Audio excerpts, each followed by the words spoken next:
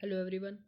तो आज DDU university में जो एचएससी मतलब न्यूट्रिशन हेल्थ एंड हाइजीन का पेपर हुआ है, जिसका पेपर कोड है HSC 100 और पेपर आईडी है 1682। चलिए इसको हम लोग सॉल्व करते हैं। और जो ये पेपर हुआ है वो 24 जनवरी को हुआ है। इसमें बिना वेस्ट किए हुए अपना टाइम, चलिए स्टार्ट करते हैं इसे। इसमें पहला क्वेश्चन बोल रहा है which of the following are aspects of health. Health के क्या क्या एस्पेक्ट्स होते हैं? तो physical, mental, C psychological and D all of the above. तो किसी पर्सन को हम हेल्दी तब बोलते हैं जब वो फिजिकली, मेंटली और साइकोलॉजिकली तीनों फिट होता है।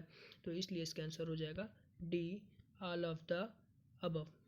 अगला क्वेश्चन है scientific name of vitamin E is. तो विटामिन ए का जो साइंटिफिक नेम होता है वो होता है टोकोफेरॉल, मतलब कि दूसरे का आंसर हो जाएगा बी।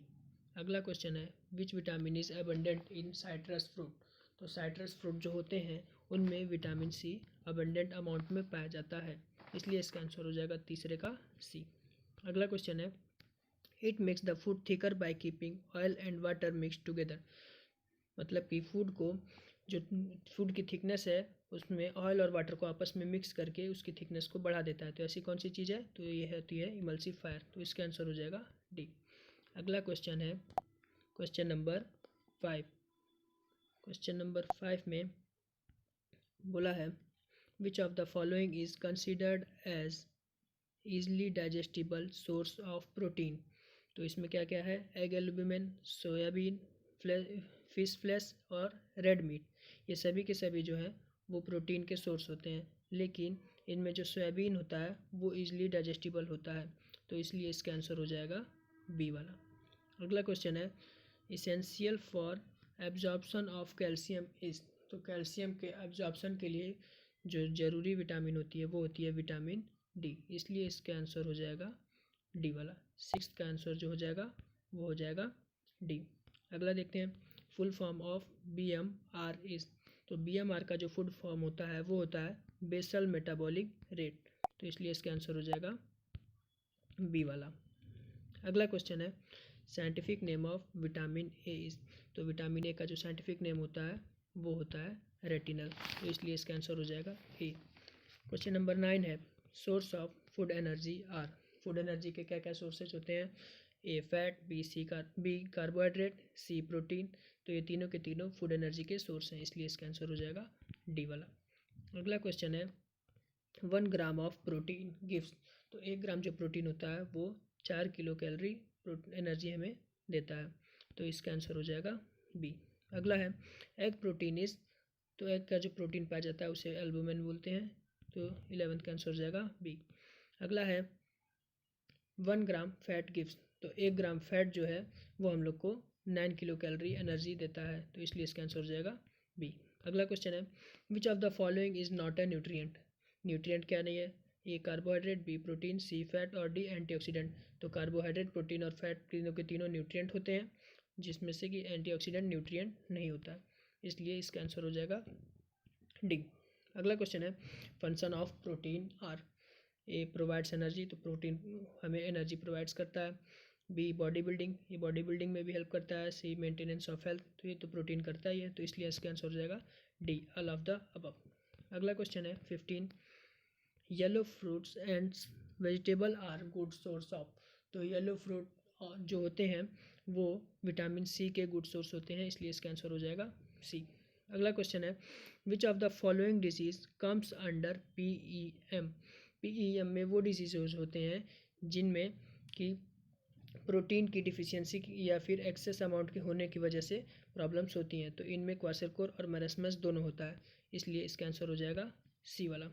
अगला क्वेश्चन है full form of RDA is. तो RDA का जो फुल फॉर्म होता है वो होता है रिकमेंडेड डाइटरी अलाउंसेस, तो इसका आंसर हो जाएगा ए। अगला क्वेश्चन है source of food energy are. अभी ये क्वेश्चन नंबर 9 भी सेम था, तो इसका भी आंसर क्या हो जाएगा? All of the above. Food energy के जो सोर्स होते हैं क्या होते हैं? फैट, कार्बोहाइड्रेट और प्रोटीन। अगला क्वेश्चन है 19 milk and milk products are rich source of. तो जितने भी मिल्क और मिल्क प्रोडक्ट होते हैं उनमें कैल्शियम और प्रोटीन बहुत ज़्यादा अमाउंट में पाया जाता है, तो इसलिए इसका आंसर हो जाएगा बी वाला। क्वेश्चन नंबर 20 है deficiency disease of iron is. तो आयरन की वजह से जो डिफिशियंसी डिजीज़ होती है उसका नाम है एनीमिया। तो 20 का आंसर हो जाएगा बी। अगला क्वेश्चन है primary purpose of hand hygiene is. पहला है reduce micro organism on hand, ये तो होता ही है।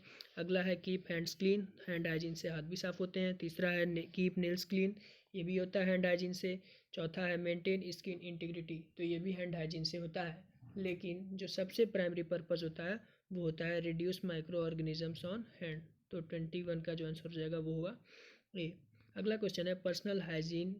तो पर्सनल हाइजीन क्या करता है, इज़ नॉट इम्पॉर्टेंट, ये गलत है। दूसरा increase number of germs in our body, ये भी गलत है, ये डिक्रीज करता है। तीसरा है does not help us with keeping us well, ये भी गलत है, ये हमें वेल रखने में मतलब स्वस्थ रहने में और सहायक होता है। डी है it is a collection of habit people perform to keep themselves clean and healthy, तो ये वाला आंसर हो जाएगा सही, तो इसका आंसर हो जाएगा डी। अगला क्वेश्चन है 23 disease that spread from one person to another are. तो ये कम्युनिकेबल डिसीज़ होते हैं, जो डिसीज़ एक पर्सन से दूसरे पर्सन में फैल सकते हैं उन्हें कम्युनिकेबल डिसीज़ कहते हैं, तो इसका आंसर हो जाएगा ए। अगला क्वेश्चन है which of the following is not an infectious disease. Infectious मतलब कम्युनिकेबल, तो डेंगू जो होता है वो कम्युनिकेबल डिसीज़ होता है। स्कर्वी जो होता है वो कम्युनिकेबल डिसीज़ नहीं होता है, इसलिए इसका आंसर हो जाएगा बी। बाकी टाइफाइड और वुपिंग कफ जो होते हैं ये दोनों कम्युनिकेबल होते हैं। अगला है which of the following is a communicable disease. Communicable disease कौन सा है, मीजल्स। मीजल्स होता है वो कम्युनिकेबल डिसीज़ होता है, इसलिए इसका आंसर हो जाएगा ए। बाकी कैंसर, हार्ट स्ट्रोक और एलर्जी ये तीनों कम्युनिकेबल नहीं होते हैं। अगला क्वेश्चन है vitamin B1 is called. Vitamin B1 का जो साइंटिफिक नेम है वो पूछा जा रहा है, तो विटामिन B1 का जो साइंटिफिक नेम होता है वो होता है थायामीन, तो इसका आंसर हो जाएगा बी। अगला है which of the following is a water borne disease. Water borne disease कौन सी है, तो हेपेटाइटिस भी वाटर से बॉर्न होता है और टाइफाइड भी, तो इसलिए इसका आंसर हो जाएगा सी। 27 का जो आंसर होगा वो होगा सी। अगला क्वेश्चन है protein are made up of. तो प्रोटीन जो होते हैं वो अमीनो एसिड से बने होते हैं और एक प्रोटीन को बनाने में लगभग 20 अमीनो एसिड्स का यूज़ होता है। अगला क्वेश्चन है फैट सॉल्युबल विटामिन आर। तो जितने फैट सॉल्युबल विटामिन है वो कौन कौन से होते हैं, ए, डी, ई और के, ये चारों फैट सॉल्युबल होते हैं। तो इसमें ए भी है, डी भी है, ई भी है, तो इसका आंसर हो जाएगा D, all of the above.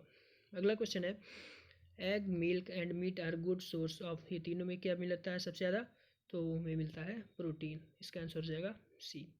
अगला क्वेश्चन है by eating a balance diet. Balance diet कर लेने से क्या होता है, इम्यूनिटी डेवलप, ये भी होता है। नेसेसरी एनर्जी इज ऑब्टेन्ड, ये भी सही है। तीसरा हंगर इज सेटिस्फाइड, ये तो होता ही है, तो इसका आंसर हो जाएगा D, all of the above. 32 है डाइट इज़ रिक्वायर्ड। डाइट की ज़रूरत कब पड़ती है, sometimes when you become physically weak, regularly and continuously after physical labour. तो इसमें जो सबसे सही आंसर है वो है सी, डाइट हमेशा हमें रेगुलरली लेना चाहिए।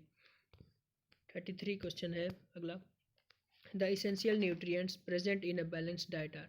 बैलेंस डाइट में क्या क्या इसेंशियल न्यूट्रिएंट्स होते हैं, mineral, salt and vitamin, fat and carbohydrate, protein, ये सब के सब होते हैं, इसलिए इसका आंसर हो जाएगा डी। अगला क्वेश्चन है न्यूट्रिएंट्स मेनली, न्यूट्रिएंट्स का जो मेन काम होता है वो क्या होता है, provide energy to the body, ये भी सही है।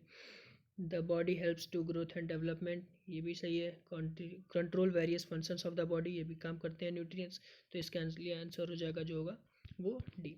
अगला क्वेश्चन है what kind of nutrition does a balance diet provide to human. Balance diet जो है ह्यूमन को कैसा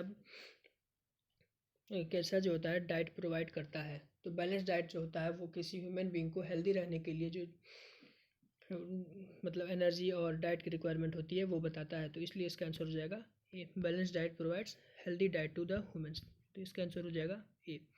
अगला क्वेश्चन है which of the following is known as protective nutrients. तो प्रोटेक्टिव न्यूट्रिएंट्स क्या होता है, विटामिन जो होते हैं वो भी प्रोटेक्टिव होते हैं क्योंकि हमें बहुत सारी डिफिशियंसी डिजीजेस से बचाते हैं, और मिनरल भी बहुत ज़रूरी होता है, इसलिए जो इसका आंसर हो जाएगा वो होगा C, A and B both. अगला क्वेश्चन है 37 what are the products made from milk. Milk से क्या क्या बनता है, खोआ बनता है, चीज़ बनता है, कर्ड बनता है, इसलिए इसका आंसर हो जाएगा D, all of the above. ये तो बहुत ही बेसिक लेवल का क्वेश्चन है। 38 what elements of carbohydrate made of. Carbohydrate किस किस चीज़ से बना होता है, तो ये बनता है कार्बन, हाइड्रोजन और ऑक्सीजन से, इसलिए इसका आंसर हो जाएगा सी। अगला क्वेश्चन है पैक्टिन इज़ फाउंड इन। तो पैक्टिन जो होता है वो सबसे ज़्यादा पाया जाता है राइप फ्रूट्स में, इसलिए 39 का जो आंसर हो जाएगा वो हो जाएगा डी। अगला क्वेश्चन है 40, which of the following is an unhealthy habit. ये कौन सी हैबिट अनहेल्दी है? Sharing food, B bathing twice a day, C drinking boiled water, ये तीनों तो हेल्दी हैबिट्स हैं। चौथा क्या है? Eating without washing one's hand, यही जो है वो एक अनहेल्दी हैबिट है, इसलिए इसका आंसर हो जाएगा डी। अगला क्वेश्चन है which one of the following is a bacterial disease. Bacterial disease कौन सा है? एड्स, ये तो गलत है, वायरस से होता है। बी डेंगू, ये भी एक वायरस से होता है। मीजल्स, मीजल्स भी एक वायरस से होने वाला डिसीज़ है। अब लास्ट है कॉलेरा, कॉलेरा जो होता है वो एक बैक्टीरियल डिसीज़ है, इसलिए इसका आंसर हो जाएगा डी। अगला क्वेश्चन है 42, the main cause of contagious disease. Contagious disease मतलब किसी के कॉन्टैक्ट में आने से होने वाले डिसीज़। तो जो डिसीज़ होते हैं वो contaminated air, contaminated food, poor hygienic condition, इन तीनों की वजह से कंटेजियस डिसीज़ जो है वो फैलते हैं, तो इसलिए इसका आंसर हो जाएगा D, all of the above. अगला क्वेश्चन है which of the item has protein. किस फूड आइटम में प्रोटीन होता है?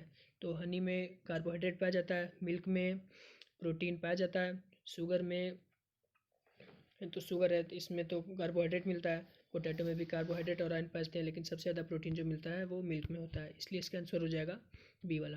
अगला क्वेश्चन है 44, विच of the following is a good source of iron. Iron का सबसे अच्छा सोर्स क्या होता है? ग्रीन लीव्स वेजिटेबल्स, इसमें भी आयरन पाया जाता है, पोटैटो में भी पाया जाता है, टोमेटो में भी और बीट रूट में भी, लेकिन सबसे ज़्यादा जो पाया जाता है वो है बीट रूट में, इसलिए गुड सोर्स के लिए इसमें जो सबसे बेस्ट ऑप्शन है वो है बीट रूट, बाकी सब में भी आयरन पाया जाता है। अगला क्वेश्चन है 45, which disease is caused by deficiency of iodine. तो आयोडीन की डिफिशियंसी की वजह से जो डिसीज़ होता है उसका नाम है ग्वाइटर। अगला क्वेश्चन है, इसका आंसर हो जाएगा बी। अगला क्वेश्चन है which of the following is a non communicable disease. Non communicable disease क्या होता है? तो मलेरिया जो होता है वो कम्युनिकेबल डिसीज़ होता है, मीजल्स भी कम्युनिकेबल होता है, टाइफाइड भी कम्युनिकेबल डिसीज़ होता है, लेकिन हर डिसीज़ जो होते हैं वो कम्युनिकेबल नहीं होते हैं, इसलिए इसका आंसर हो जाएगा डी वाला। 47 क्वेश्चन है जॉन्डिस अफेक्ट्स। जॉन्डिस जो है वो किसे अफेक्ट करता है? तो जॉन्डिस सबसे पहले लिवर को ही अफेक्ट करता है, इसलिए इसका आंसर हो जाएगा ऑप्शन नंबर डी। अगला क्वेश्चन है कॉलेरा इज कॉज्ड बाई। अभी ये क्वेश्चन फिर हम लोग पहले किए थे कि बैक्टीरियल डिसीज़ कौन सा है, तो कॉलेरा ऑप्शन आया था, अब उसी को उल्टी तरीके से फिर से पूछा है, तो इसलिए इसका आंसर हो जाएगा B, cholera is caused by bacteria. अगला क्वेश्चन है 49, which of one is a vitamin. तो फॉलिक एसिड जो है वो एक विटामिन है, फॉलिक एसिड जो है वो विटामिन B9 का केमिकल नेम होता है, बाकी सब जो है वो विटामिन के नेम नहीं है, इसलिए इसका आंसर जो है वो हो जाएगा ए वाला। अगला क्वेश्चन है last question, a substance needed by the body for growth energy and repair and maintenance is called. तो ये न्यूट्रिएंट की डेफिनेशन है, इसलिए इसका आंसर जो है क्वेश्चन नंबर 50 का वो है ए। तो इसी के साथ आज का पेपर का सॉल्यूशन हमारा होता है ख़त्म। आपका कितना क्वेश्चन सही था ये कमेंट करके बताइएगा, और अगर कोई गलती हुई होगी वीडियो में तो उसे हम कमेंट करके बता दीजिएगा, और थैंक यू।